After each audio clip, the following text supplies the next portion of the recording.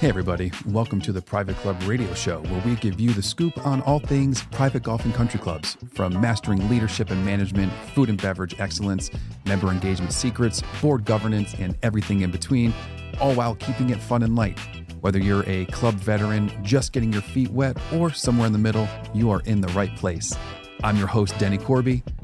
Welcome to the show. In this episode, I'm chatting with my friend, Brett Curley, who is the general manager over at Charlotte City Club. And this is a doozy. Brett is a very fun dude, very nice guy. I've known him for quite a few years now. We met at a CMAA thing in Charlotte. I forget what one it was exactly, but he has such a cool background of working for-profit clubs as well as member-owned clubs, so the whole gambit, and has taken on the recent challenge of the Charlotte City Club, really trying to bring this historic club to a new era of community, of innovation, and downright fun. So we talk about Brett's background a little bit, where he came from, how he got here, his style, his vibe, his way of managing and leading. He's very involved in the CMAA and working with the Utes over there. And we talk about Charlotte and North Carolina and the explosive growth that's going on and what that means for the club. And we talk about how innovative the club is getting just in terms of its thinking and how they're thinking and what they're thinking about. And he'll go in to talk about it, but it's the what if conversations, which are the best conversations, if you ask me, because that's where the fun, that's where the creativeness comes from. It's not, shutting things down. It's, oh, what if we did this? What if we did that? What if? And just exploring those options just to see, just as creative exercises. And I think it's very fun, very important, and it's cool to see clubs doing that, leaders doing that. So this is a really great episode. I'm stoked. Before we get to the episode, if you're not subscribed to the newsletter yet, head over to privateclubradio.com. I will be coming out with our Ultimate Club Entertainment Guide very soon. So if you want to sign up there, send you some updates on when that's coming up, going to be released. Thanks to some of our show partners, Concert Golf Partners, Kenneth's Member Vetting, and Golf Life Navigators, as well as myself, not just a good host on here, also do one of the best magic, mind reading, and comedy shows your club can do.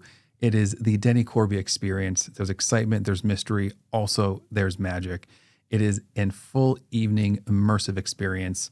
It's a ton of fun. You want to learn more, head on over to privateclubradio.com. Head on over to dennycorby.com. Enough about that. Let's get to the episode. Private Club Radio listeners, let's welcome to the show my friend and soon to be yours, Brett Curley. Good. You've had quite the professional run. I mean, you've done from privately owned clubs to member owned clubs to, you worked for a development group as well, Yes. right? Mm-hmm. Yeah. Mm-hmm. And now your most recent adventure of city clubs. This is your first city club, right? First city club. Yes. Yeah. And I'm well-rounded, I'd like to say. What's because you've been there a year now. Looking back, what's that been like? Because I know like that's what we're going to talk about today is the like resurgence of city clubs. Sure. I've had a couple of people from city clubs on, Jay Hingsbergen from up in Ohio. I used to be a member of a city club. I love city clubs. I think they're amazing. Let's dive into that. What's been your experience like? One year in, I feel like now you've gotten your feet wet a little bit. What's that been like?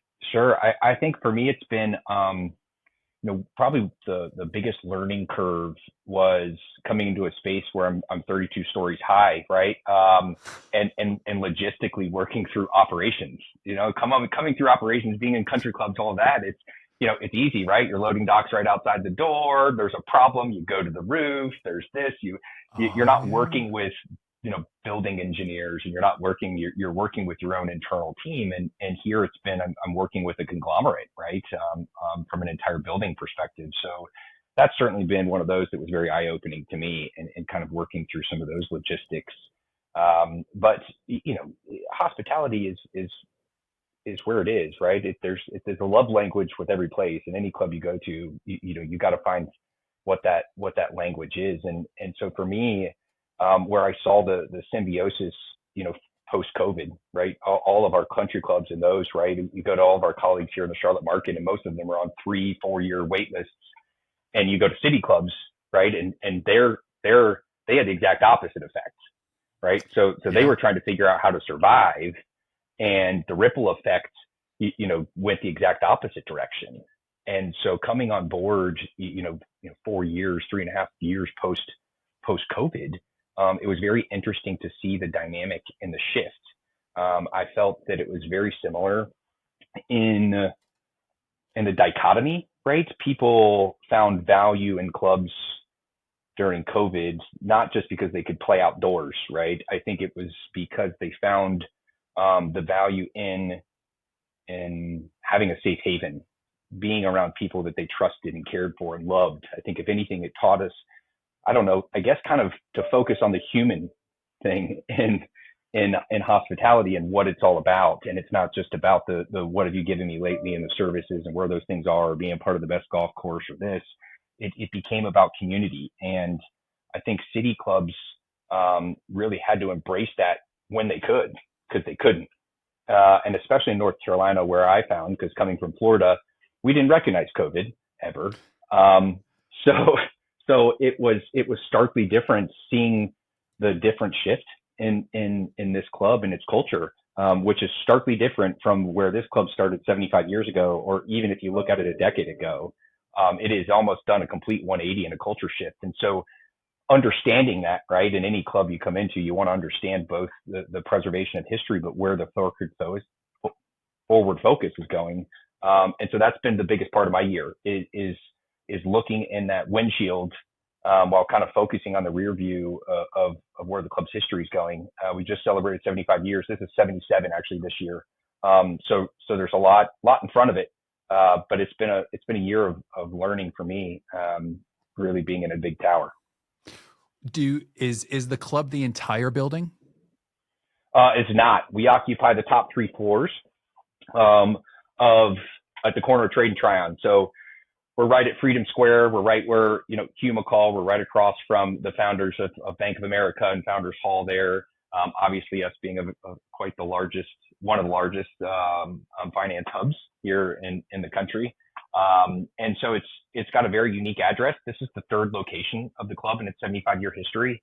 And so this building, yes. And it's occupied 2 buildings now prior to that don't exist anymore. But this building was designed in the late 80s, but in the 1990s when it was commissioned. And it was designed for the club in mind. So our space that we occupy is the ballroom. All of those things were designed for the club to move into it in mind. So we've been here for almost 35 years now. And hopefully gonna stay there. You guys aren't moving anytime soon, right? Well, I think that's all left. If I can keep anybody, especially anyone that listens on this podcast, guessing as to where the future of the City Club lies, that's been a big part of our strategic plan is looking at where the club's going. Charlotte is growing at an exponential rate. We've got about 115 people a day that are moving to the Charlotte market, and it's really seeing where the next steps in viability. City clubs are one of those that we don't own the asset, so we don't have the entire building. Where a lot of your city clubs and those things up north or athletic clubs, they occupy their space. Right. We're in conjunction with another assets group, and so it's kind of a unique opportunity, if you will. Is, hey, listen, is this where we want to be for the next 75 years, or are we looking to grow where Charlotte's growing? And I'll tell you, Denny, it's amazing seeing such a young melting pot market grow and what you're seeing kind of come around it. And I think the City Club's got a real opportunity to see if it's going to embrace that, because the different style of what I would call clubs that are coming around are not what we know of clubs of old.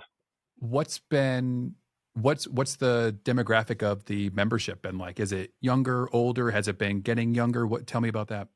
Oh, well, I'll give you the old, typical buzzword. We're trending younger, for marketing terms.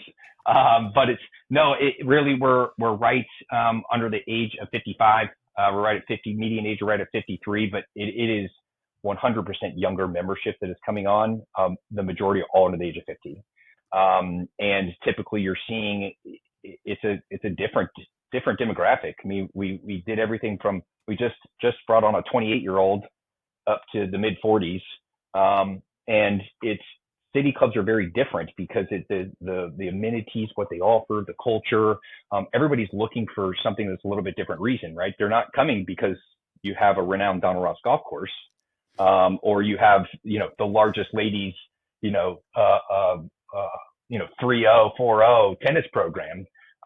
They're coming from a social aspect. And what I say now is a social aspect is where it's completely shifted.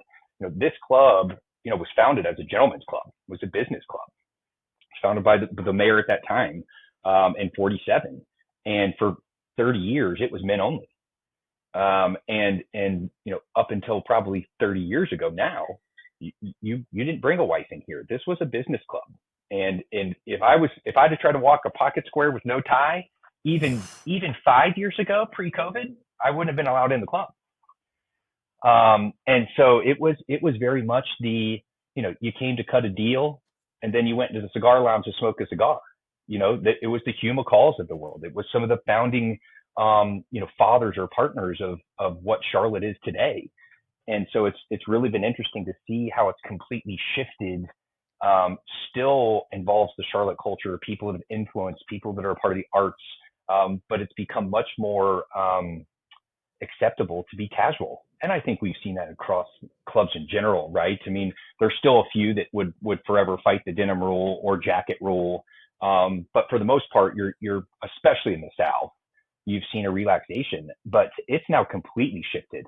I have, believe it or not, I have what I would call hooligans for our beloved Charlotte FC, because I can't say our beloved Carolina Panthers, because that just doesn't exist right now. But if I didn't allow football kits on game days to be worn here, I would miss out on 50 hooligans that come in every single home match. They hang out at the club, they come to the club, and they march. Yes, they call it marching to the stadium. And that is just where you've seen a shift.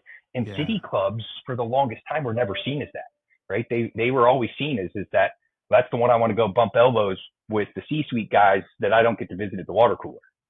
And with the change in, I'm going to use the term remote working. Even in our industry, it cringes me to say it sometimes, being in the people business. But you've had to kind of adapt and create spaces for people to not only come and conduct business, but at the same time be able to walk right around the corner and go to happy hour. How did this come about for you? Like was it a strategic? Because you do well. You're a personality. So like, did they seek you out? Like, how did this opportunity come, and why did you take it? Sure. So to be perfectly honest, I spent the better part of 20 plus years outside of the last 5, in the Carolinas. It started in Greensboro and those areas, working for McConnell Golf, and kind of grew with that company and understood the for-profit model, and tried to just, my goal was always to continue to have the learning environment, work for the right people. For me, it was always about finding the right person to work with and work for. And so I sought that throughout my career, was trying to find those patterns. And then it kind of shifted as I was given my first GM opportunity, and moving forward was, what's going to be the next challenge? Where can you make an impact, right? For me, it's never been about recognition or looking for those things. And not to say that there's anything wrong in that direction on the upward mobility track, but, I take pride and I find fulfillment in not what I do, but it's seeing the things that I do and how it affects what other people do. And so for me, the City Club has always been something for the longest time, right? It had that clout. It was always one of those things in the Carolinas, for a long-standing GM that was here for 25 plus years, as kind of that City Club. It was that place to go. And of course, as a passion for food and beverage, I always said I wanted to be a City Club guy. And that was early on in my career, right? And nowadays, most people say, oh yeah, you go to a City Club because you got that work-life integration balance thing going on, right? Yeah, no Monday golf outing, sure. But for me, it was, it was for me to get back home. I really enjoyed my time in Jacksonville, and I was so thankful for really that opportunity and spending that time. And obviously, going through COVID was just that. But the biggest reward for me in taking on this next challenge was, you always want to leave a club or a place that you have an impact on better than when you found it.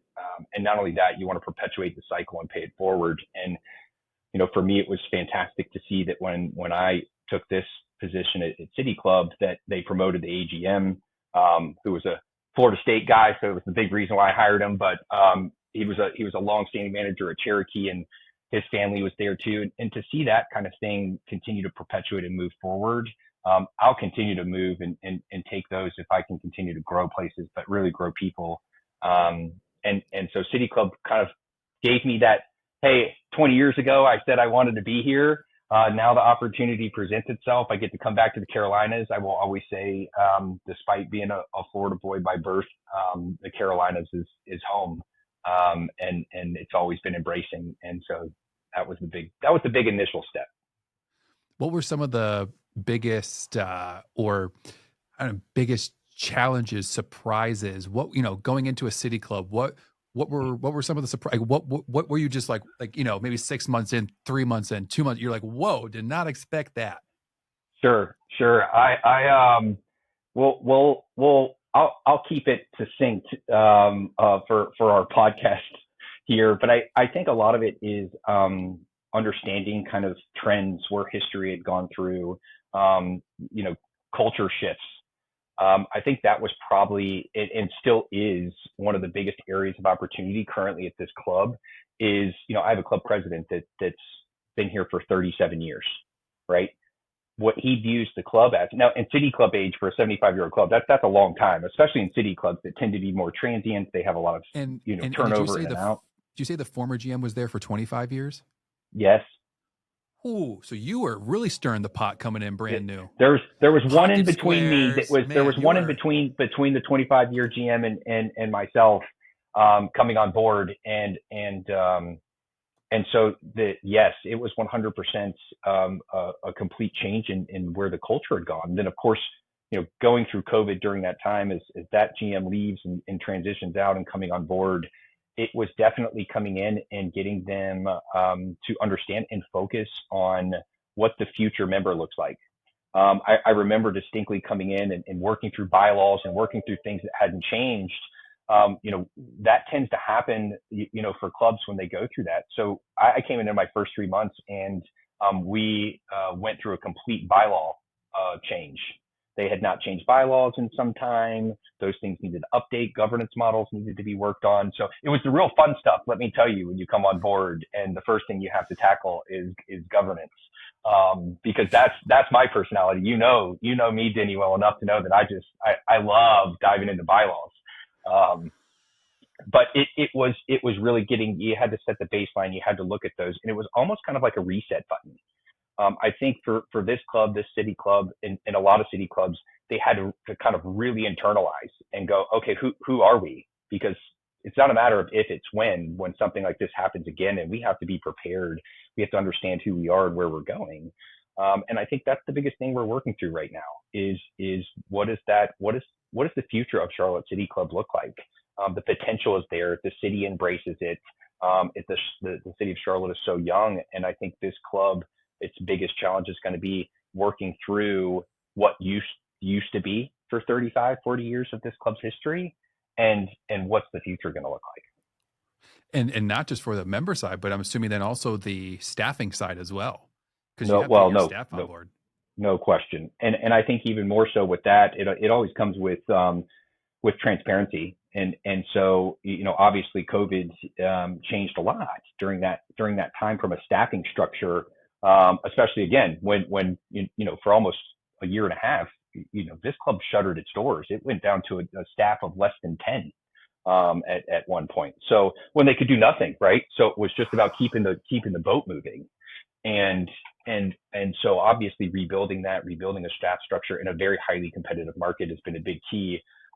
But one thing that I did notice between that was there was a distinct separation. And I'm a big proponent of really kind of coming on board when I was going through the interview process and discussing with them. A non-negotiable was you have to consider the staff experience. It's a direct correlation to your member experience, and there is no interchanging that. If there is not something that's linear across there when you're looking at both sides of it, this club cannot be successful.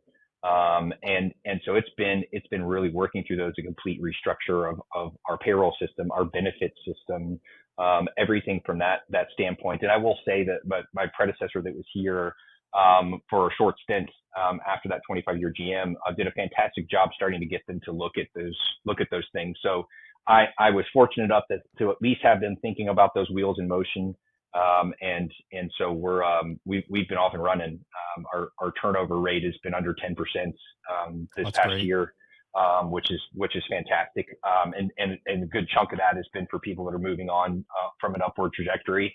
We're a small club. I've got under 50 team members here in total. And so any way we can do to have upward mobility is always encouraged, but at the same token, we're only so big. So we want to make sure we're providing them the tools to be able to kind of move on to those next chapters in their goals.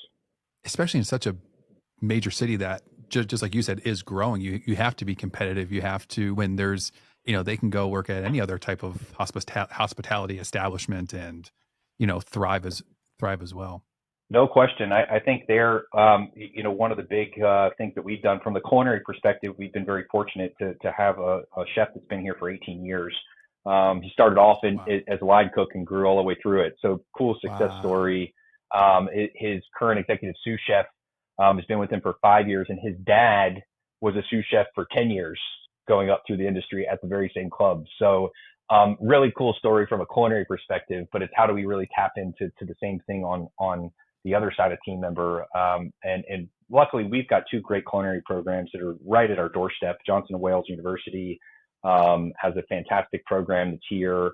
And so we've really started to try to tap into an internship program and build those things out to encourage those students. We also have a great community college that's right on the other side of us here in the Uptown market as well that has a large one. So really tapping into those, I think, for everything else with hospitality as it lies, especially in a city like this, that's very entertainment driven, and you're seeing the market back up, and is really getting them to understand clubs. And where a good transition for us is we operate a little bit differently, right? It's not your country club, it's a social club, and so there's a relatability there.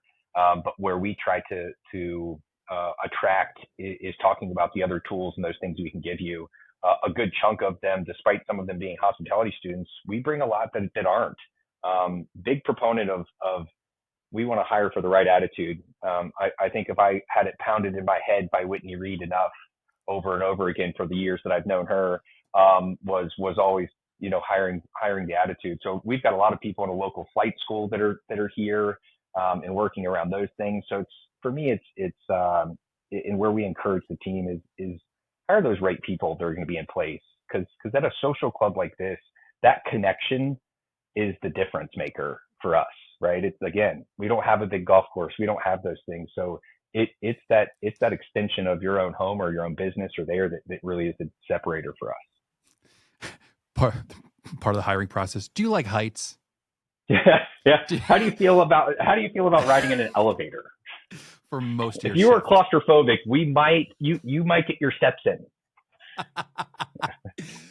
You mentioned a few times and in different capacities about growing people and helping people move and grow and just expand their personalities, their minds, all that. And you've been a big proponent of the youths working with kids. Like, you've done stuff with the CMAA as well, correct? Where did that come from? Was that instilled in you? Was that learned? Like, when did helping and trying to grow people become a part of you and your kind of internal program? I think it was, one, it stems from everything, right? At the very beginning and how you're taught to interact. My parents and those and what they did. I was, my dad traveled a lot, and we moved around up and down the East Coast early on. And so, the ability to be able to engage and interact was something that came naturally, right? It was, I enjoyed doing it. I enjoyed being around people. It's a reason why I have a degree in psychology in this. It started very focused and stemmed into that, and then clearly went into a line of hospitality, which I probably used my degree more in hospitality than I would if I'd have gone being a PSYD or something of that nature. But, forever it's always been of interest to me, right? Why people do what they do, why they make the decisions they do, how they interact. So hospitality was something that I just kind of fell into. And it came naturally. And then finding the right people, surrounding yourself with the right mentors, people that are going to guide you in that right direction. The biggest thing that I learned early on, one of the quotes that I always keep with me was a Truman quote. And it's about, it's essentially about not taking credit, right? It talks about what you can accomplish, when you're not taking credit for things, when you're not doing that. And I had plenty of leaders that were around me, even early on at McConnell Golf and some of those things. I mean, I'll call his name out because Christian Anastasiadis has been a guy that no matter what, I could pick up the phone and he'll always give me a little quick life lesson. It'll be in his Austrian accent and probably very short and quip, kind of like he used to talk to me in the, he would send me emails and it would be his whole sentence in the subject line. And that's how that's it.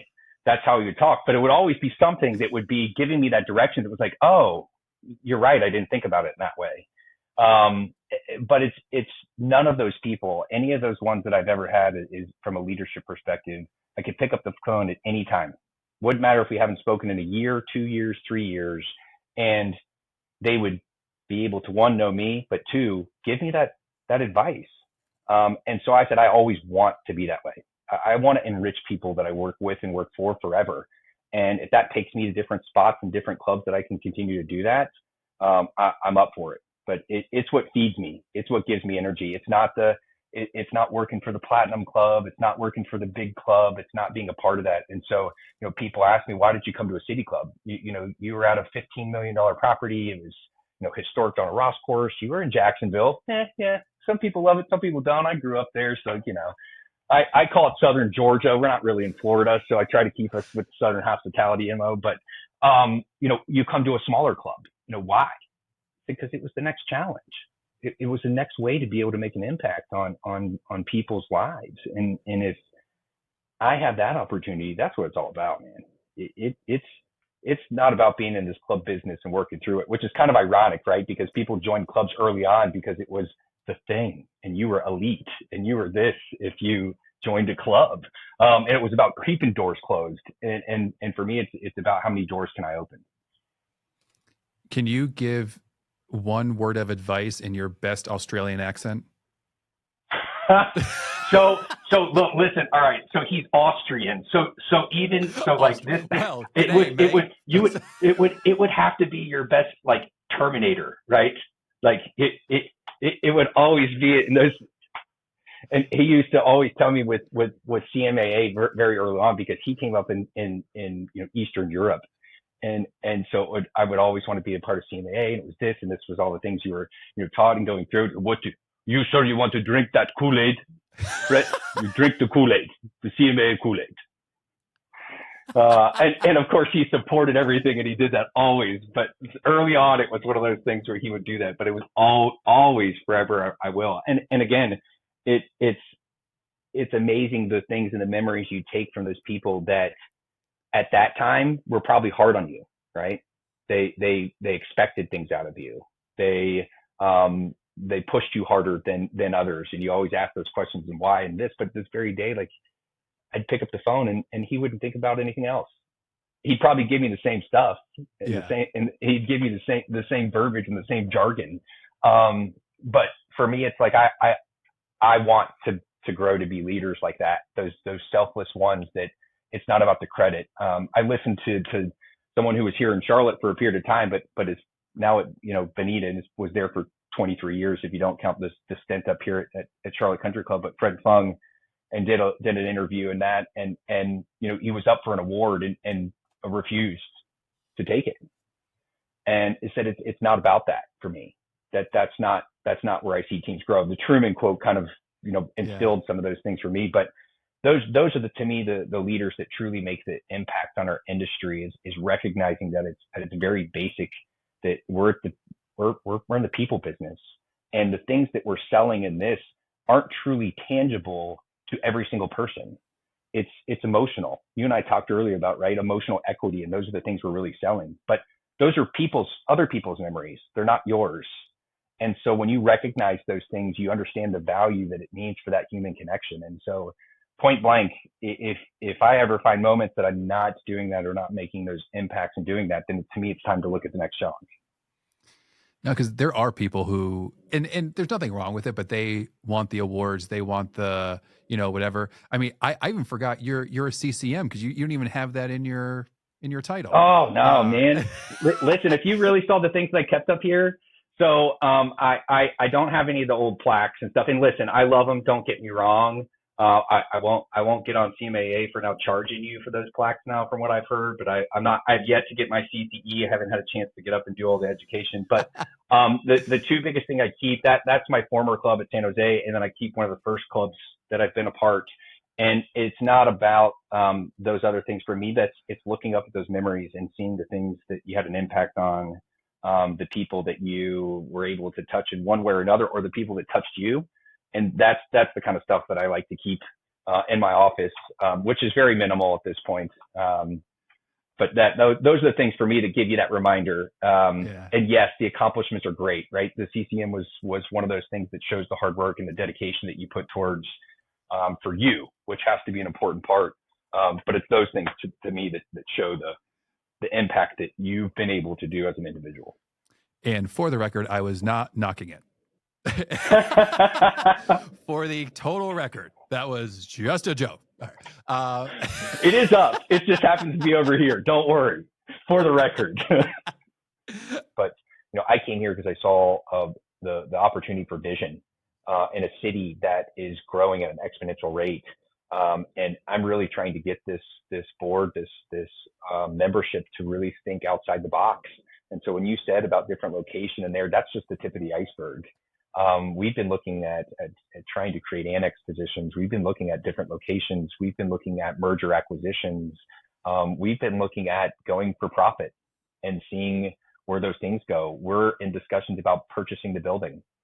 There's some really cool things that's going forth. And so, it's not for anything to touch on, but even as you kind of promoted out there, there's definitely some things down the pipeline that I hope people are seeing city clubs in the Southeast that can have the same visionary and historical respect that some of the Northern clubs have, because it hasn't been that way, right? Most of those history clubs and all you're looking at, right, the Union Club and any other, Detroit DAC and MAC and all those, right? Those are all long historical 150 plus year clubs that have grown over that time.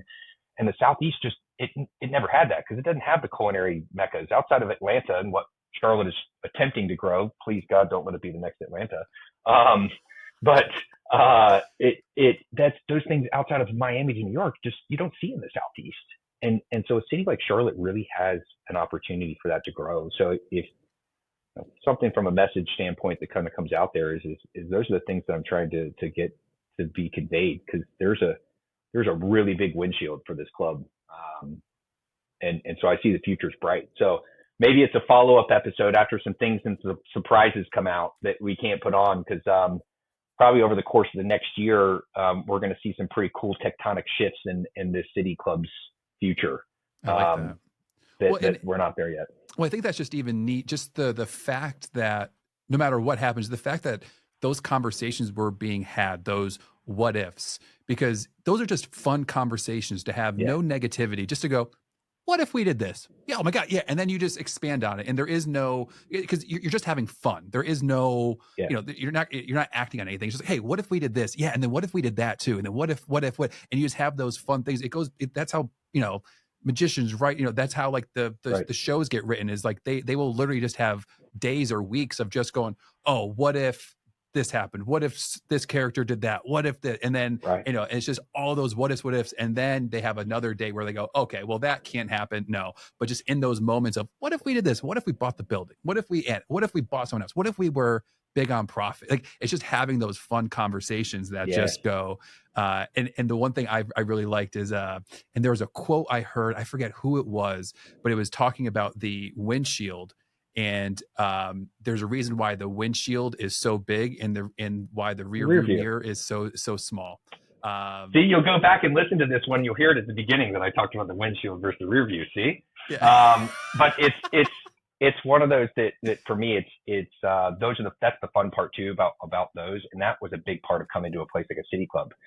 At a golf club, country club in this, right? There's so many different factions and so much spread apart as to where your identity can be. This one has a pretty forward path as to its identity. It's just about what the future club looks like and who you're going to market to. But it's not going to continue to be, oh, well, 6 years we've got to plan for a golf course renovation, but no, we need more tennis courts, and now we need padel because pickleball is a bad thing now. That doesn't exist. And so I will say some of those things from the fun bucket, right? That's been something different as far as being at a city club, because there's only so many avenues outside of, oh, hey, we're going to go look at merging with another golf club in that, which that's also been a part of the discussion. But anyways, I could talk about it forever about the fun stuff. But I've really appreciated the time and opportunity. Like I said, what you're doing with Private Club Radio is pretty cool. And I think if nothing more, if it gets exposure to not just bringing on GMs and doing that, but gets other managers or other people in hospitality kind of engaged because of the way you're delivering those messages, to me, it's a win. Appreciate you, all you're doing for the industry, all you have done for the industry, and thanks for coming on. Really appreciate it. Always, brother. Good to see you, man. See you. Hope you all enjoyed that. I know I did. If you enjoyed it, share it with a friend, a colleague, a staff member, someone who you think might enjoy the listen. If you can do me a solid, leave a 5-star rating and review on whatever platform you listen to. It means the world and it helps with the algorithms. That's this episode. I'm Denny Corby. Catch y'all on the flippity flip.